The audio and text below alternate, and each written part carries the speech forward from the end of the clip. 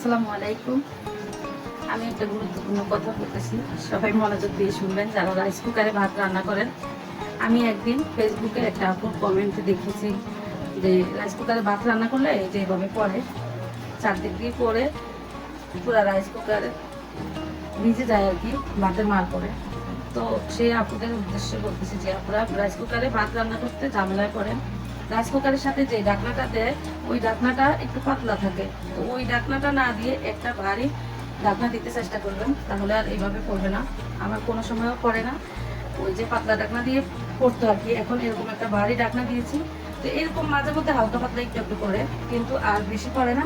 সুন্দর মতো ভাত রান্না হয়ে যায়, তারপর রাইস কুকার অফ হয়ে যায় আর কি। ভাত এভাবে একটু নাড়াচাড়া দিয়ে দিলে ভাত আর আঠালো হয়ে থাকে না, এভাবে না দিলে একটু চাক চাক হয়ে থাকে, মার এর সাথে লেগে থাকে, সেজন্য।